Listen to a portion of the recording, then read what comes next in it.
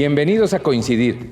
Soy Manuel Rubio y los saludo desde el CIDIR Oaxaca en una emisión más de nuestra serie Coincidir, donde tratamos de llevar a ustedes el lado humano de los diferentes investigadores que conforman la planta docente de nuestro centro. Hoy tengo el gusto, pero creo que también el temor de poder platicar con nuestro invitado. Él es un compañero, por decirlo un tanto entrañable, pues hemos compartido muchos escenarios, muchos proyectos y muchas actividades de divulgación durante los últimos 10 años. Él es egresado de la Street University, tiene maestría en Ciencias Ocultas y doctorado en Ciencia Ficción. En cuanto a su experiencia laboral, él nos dice que sabe lo que sabe y pues lo que no sabe, pues no lo sabe. Se le ha diagnosticado asquerosis escolar múltiple y se le diagnosticó como ñoño, nerd y friki. La verdad es intrigante su currículum, profesor. ¿Nos podría ayudar a entender exactamente a qué se dedica? ¿Cómo que quién soy? Pues acabas de ponerte todo empalagoso con la presentación y ahora no sabes que quién soy. Soy el profesor Rubidio 37, te lo recuerdo. Yo me encanta el chisme. Soy un chismoso de la ciencia y yo soy un divulgador científico. Tú debes de saber que divulgar significa diseminar, vulgar el pueblo. Disemino la ciencia entre el pueblo, entre la base, en los de abajo, entre la perrada. Si el señor camarógrafo no se hubiera puesto sensible, hubiera dicho eso desde el principio, ¿no? Pero tú y yo somos la base, la perrada. Entonces, entre todos ellos tenemos que diseminar la ciencia. Ya. Profesor, ¿usted de dónde es? Los animalitos nacen. Las estrellas surgimos. Yo surgí aquí hace algunos años gracias a la señora esta que está por ahí, la jefa de laboratorio, la maestra Herrera. Un día, junto con el biólogo Arce, no está extinto, pero ya está jubilado, se les ocurrió que necesitaban a alguien que les ayudara a divulgar ciencia. Yo fui alguien deseado. Surgí para divulgar ciencia. Soy de aquí, exactamente de esta aula, del lobby de esta aula. Bueno, interesante su respuesta. Oiga, ¿y cómo fue su infancia? Oh, mi infancia fue un cuento. Fue maravilloso. Yo tengo un entrenamiento fuertísimo.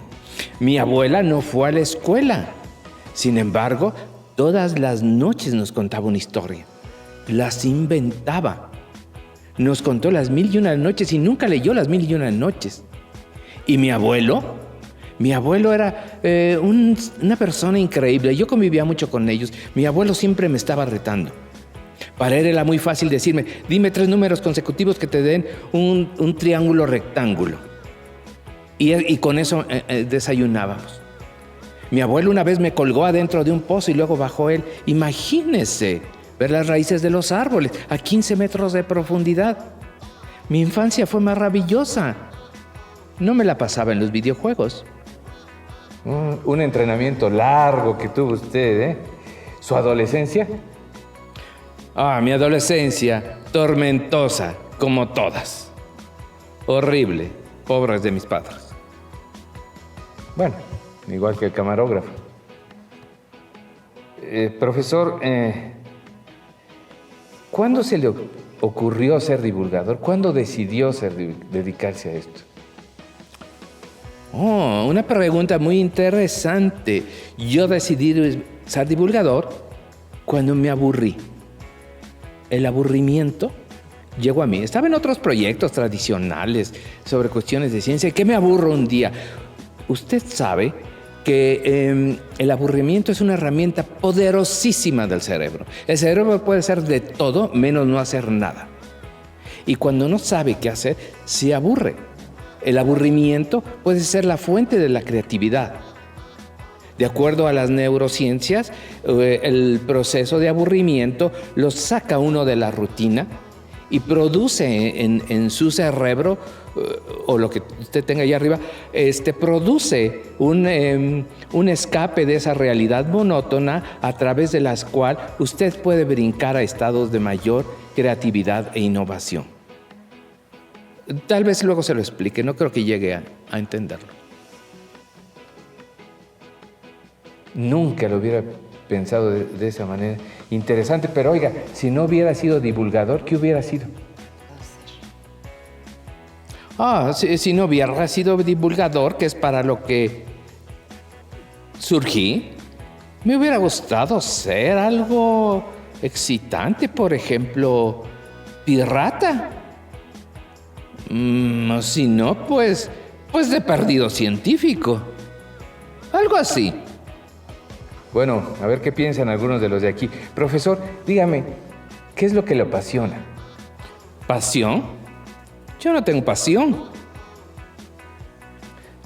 Usted seguramente va a su trabajo y dice que su trabajo lo apasiona. ¿Sabe usted el significado de la palabra pasión? La pasión, si busca en el diccionario, ojalá algún día lo haga, esas son las raíces de la palabra pasión, es sentir, sufrir. Entonces, usted cuando dice que está apasionada de su trabajo, está sufriendo de su trabajo. Yo no me apasiono. Preferiría ser entusiasmado. Preferiría decir que tengo un torrente de neurotransmisores de la felicidad, dopamina, serotonina, oxitocina y todas esas cosas que se producen cuando se enfrenta uno a una situación de sobrevivencia. Ahorita me siento amenazado por la señorita, el señor camarógrafo y por usted. Entonces estoy entusiasmado. Yo no tengo pasión.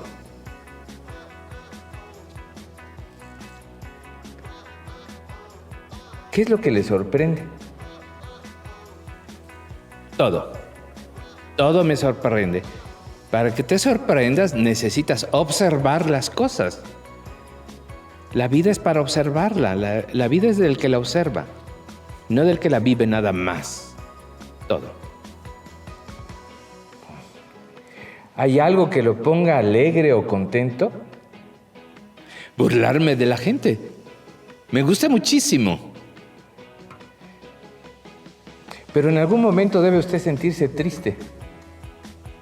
¿Triste? No conozco la tristeza. Probablemente la neurosis, pero la tristeza no la conozco. De hecho, ahorita estoy brincando de alegría, lo que pasa que no lo notas. Bueno, pero, profesor, ¿hay algo que le produzca enojo? Me enoja la soberbia desfundada, que ahorita se la explico, y la gente babosa. La soberbia desfundada es esta gente que se cree mucho por algo que no lo es tanto, le falta fundamento a su soberbia. ¿Ya eres doctor?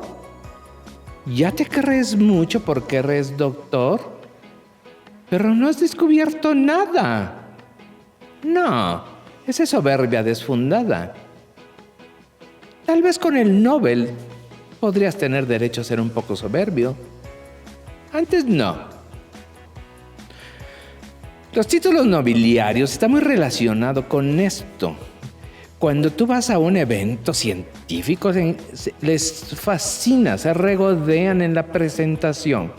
Y es miembro de la asociación ATPC, ha dirigido 40 tesis de doctorado, tiene 41 artículos PCR, CPR, H24. Esos son los títulos nobiliarios. Odio los títulos nobiliarios. Ok.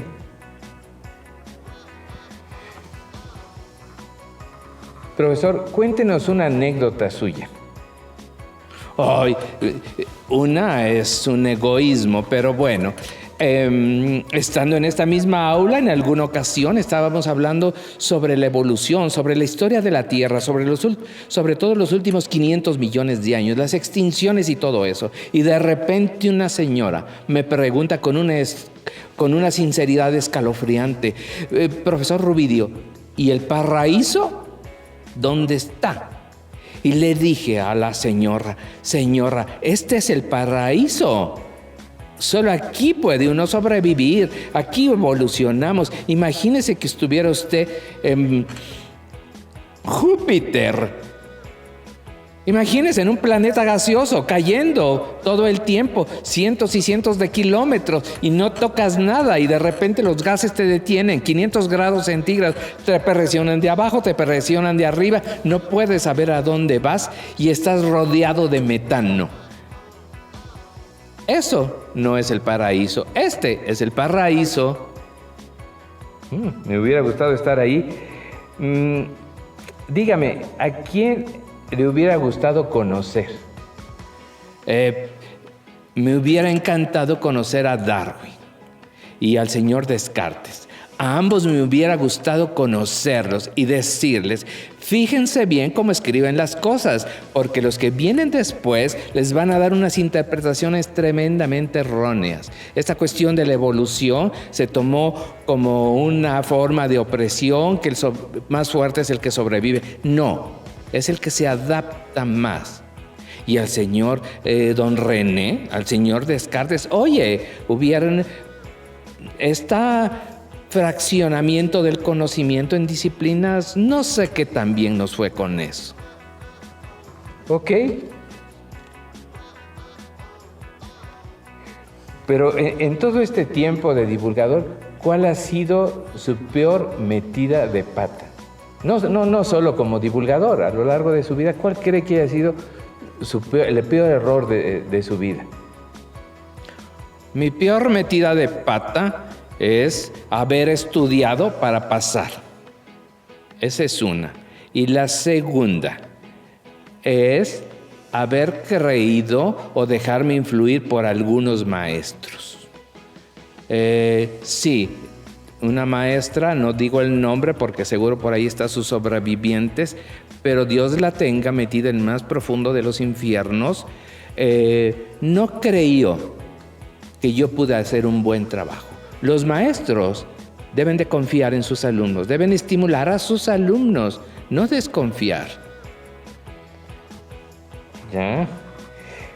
Y esta pregunta es para mí interesante por la reacción de nuestros anteriores entrevistados. ¿Alguna vez fue problema para usted no haber sido guapo?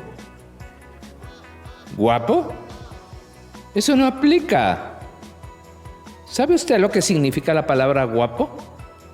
Guapo viene del latín guapa, algo así, y se refería al vino cuando estaba echado a perder, el vino rancio o adulterado. Posteriormente, esa atribución se le dio al hombre, principalmente a los caballeros. Y fíjense, entonces un hombre guapo era aquel que era un poco distorsionado, malo, pendenciero.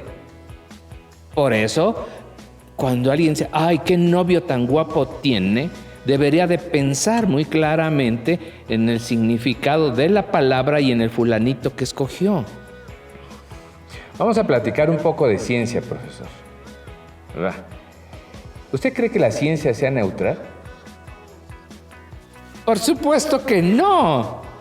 Aunque muchos científicos ni siquiera entienden qué es la neutralidad de las ciencias.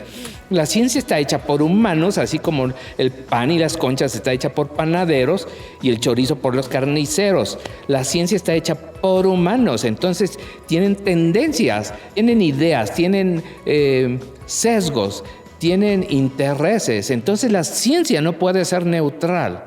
No es neutral la ciencia. ¿Pero usted cree en la ciencia? Mire, no creo en la ciencia, creo en las ciencias. Hay muchos tipos de ciencias. Nos hemos acostumbrado a física, química, matemáticas, pero existen las ciencias sociales, las ciencias aplicadas. Existen muchas formas de ver la ciencia y hay muchas ciencias. Sí creo en la ciencia. Probablemente dude de algunos científicos. A ver, ¿qué opina de lo que ahora se llama el compromiso social de la ciencia?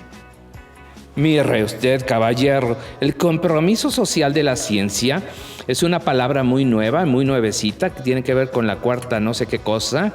Y bueno, ya desde antes se hablaba de eso. Debería ser lo obvio, ni siquiera deberíamos hablar de eso. Pero mire, la ciencia normalmente nunca ha tenido un compromiso social. Ha estado muy ligada a lo que se llama el aparato militar económico del Estado. Estamos buscando ahora que haya un compromiso social de la ciencia y de los científicos. Pero créame, es un tema que desconocen mucho. Bueno, un punto de vista interesante, pero dígame, ¿qué imagen cree que la sociedad tiene de la ciencia y de los científicos? Seguramente muchos de los que están viendo este programa han de decir, ¡oye, el profesor Rubidio, qué guapo es! Sin embargo, también va a haber algunos que, está rarito, está loquito, son como iluminados, como diferentes. No, la gente de ciencia es como cualquier gente. Sin embargo, lo que la sociedad percibe de nosotros es algo muy especial.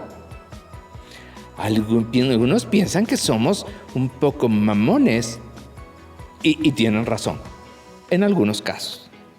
Pero la gente, la sociedad, el pueblo, fíjese que es algo muy interesante. Hay una cosa que se llama la percepción social de las ciencias. Es una encuesta que hace el INEGI y CONACYT en su país. Y mire, el 70% de la población de México cree más en patitas de conejo, en colibríes secados y en ojos de venado que en la ciencia. Por eso debemos divulgar la ciencia. Pero hay algo que a mí me llama la atención. ¿Cree que la ciencia debe de ser disruptiva? Disrupción debería ser el apellido de la ciencia. Está rompiendo todo eso. Pero mire, nos hemos caído a veces en un dogmatismo casi religioso. Lo dijo el señor científico, entonces debe ser cierto.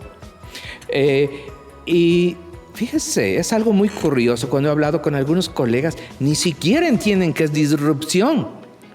Es romper con lo que vienes haciendo. Y en muchos casos se debe ser disruptivo. A veces cometes un error. No hay errores. Probablemente solo es una salida diferente. Cuando digo del dogmatismo religioso, me refiero a que, mire usted, durante la Edad Media todo se hacía porque lo decía Dios y todos los señores curas. En este momento, el mercado, y la ciencia han tomado esa posición casi de idolatría, casi como si lo que dicen ellos es la verdad solo porque lo dicen ellos. El problema es que tenemos un pueblo muy poco crítico. Y si a usted le dice el médico que tome un polvito, solo porque el médico lo dijo, usted ya no averigua nada cuando debería de averiguar. Solo porque el señor doctor dijo que esa cosa obedece a tal teoría, parece que eso fuera la verdad. Pero no, también eso hay que cuestionarlo. Sí, de acuerdo. ¿La ciencia será lo más importante? La ciencia no es lo más importante. Lo más importante es la felicidad. Sí, yo estoy de acuerdo con usted, pero dígame, ¿la ciencia miente? Mire usted, caballero, que además ya se está pasando de preguntas. La ciencia no miente, pero ¿sabe qué? Tampoco tiene la verdad. Lo que la ciencia tiene son aproximaciones a la verdad. No tenemos una verdad absoluta. Y más con la teoría cuántica. Podemos tener 1000 verdades, pero más bien, corrijo, 1000 aproximaciones a la verdad. Pero, ¿y cómo ves el futuro de la ciencia? Yo creo que la ciencia debe de bajarse de su púlpito y salir a la calle. Debe ser de alguna forma algo muy más popular. ¿Por qué? Porque necesitamos que todo el mundo se interese en la ciencia, que no lo vean como algo raro. ¿Sí? Tiene que bajarse, sí, como decía, de esos púlpitos. La ciencia no está allá arriba, la ciencia debe estar en todos lados. Afortunadamente comparto con usted ese punto de vista. Esta es una sección que me gusta mucho, profesor. Es un rally de respuestas rápidas. La primer palabra que se le venga a la mente en base a algunos planteamientos que le voy a hacer, lo más rápido, lo primero que se le venga a la mente. Profesor, ¿pregunta o respuesta? Pregunta, por supuesto. ¿Formal o informal? Informal, absolutamente. ¿Complicado o complejo? Complejo, como la vida. ¿Verdad o fe? Duda. ¿Disciplinas o interdisciplinas? Transdisciplina. ¿Innovar o copiar? Las dos.